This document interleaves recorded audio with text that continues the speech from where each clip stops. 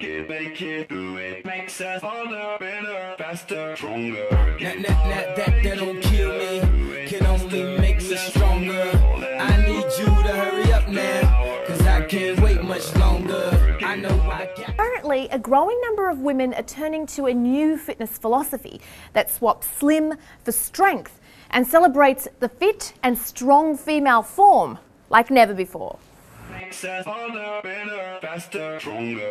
That don't kill me, can only make us stronger.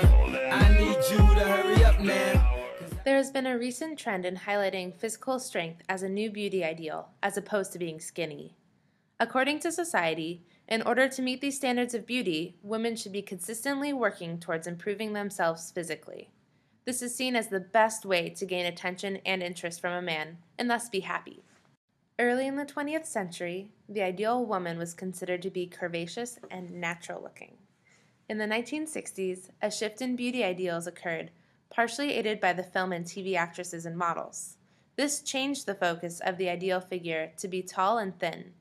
In order to reach this ideal, women often restricted their eating in order to achieve and maintain thinness, and thus be considered beautiful.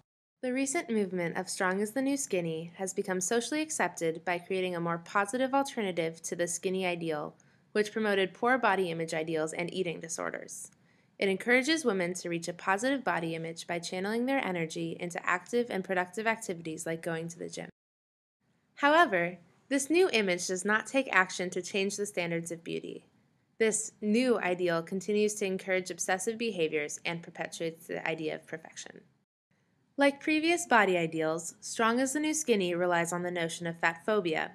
As a result, it does not change the conceptualization of beauty, just how it's obtained. These messages are aimed at women to give them a sense of agency over their bodies, suggesting that as a society, women have moved past the oppression put in place by patriarchy, allowing for empowerment, strength, and the ability to create themselves. They perceive that it is possible to be beautiful just by carefully controlling their health. Women are able to create a supportive community through social media sites like Pinterest and Instagram. These forums allow for the sharing of tips and guidance to motivate each other to be persistent in their goals. Producers of this ideal include fitness companies like Nike, CrossFit, and The Biggest Loser.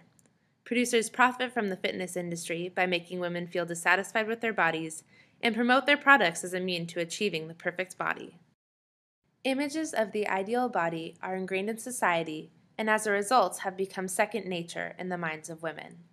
This is done through their presence in the media via magazines, TV, movies, and advertisements. We have accepted the idea of being healthy as equating to beauty and happiness, but what is being portrayed to women as healthy is not necessarily attainable for all body types. My perception of beauty has changed over the past few years. It went from, okay, there's this woman in the magazine, this small, tiny, little wafy thing with, a lot of makeup covering their faces. Like, okay, that was beauty, but it wasn't real beauty. Looking at that now, I'm able to identify the difference of this is someone who is made to look a certain way to be presented on a magazine and then true beauty.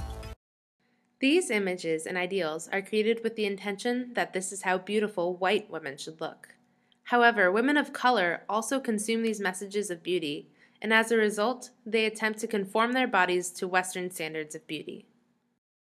Producers also aim these advertisements toward women of a higher class who can afford to purchase these products, feeding off the idea that they need to consume in order to be happy.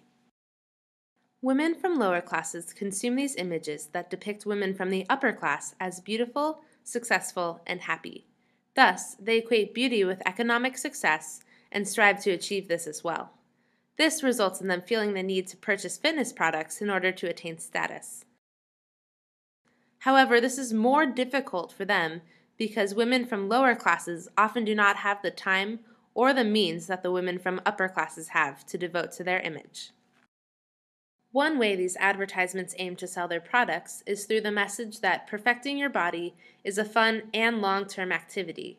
You should be constantly working to improve or maintain your strong physique.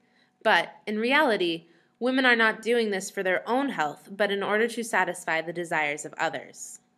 It's actually something that people hadn't expected before. I mean, I don't want my girlfriend to have, big traps. I don't want her to be strong. I don't want her to look a certain way. Now it's like, wow, I really think that my girlfriend's beautiful because she's so much stronger. She has muscle tone. And it became like that. The whole song that came out, My Chick Bad, My Chick Hood, is like that kind of just exemplifies what CrossFit has done, to show how women have changed with CrossFit and how men look at them. Women continue to be objectified by men and the patriarchal system.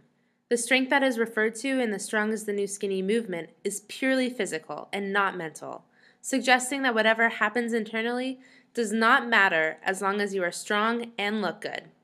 The mental strength is presumed to follow. This Strong is the New Skinny movement is just another vessel for the perpetuation of unhealthy and obsessive body ideals, which start at a young age and are celebrated in our society. We need to separate the idea that beauty equates to happiness and celebrate women of all different shapes and sizes. It's okay to be healthy, it's good to be healthy, but women need to be doing it for themselves. We need to create a new beauty ideal that does not specify specific body types, but defines beautiful as a holistic concept that encompasses internal and external facets and that does not focus on just one piece. So, what does strong mean to you? That don't kill me, can only make me stronger. I need you to hurry up now, cause I can't wait much longer. I know I got to be right now, cause I can't get much stronger. Man, I've been waiting all night now, that's how long I've been on ya.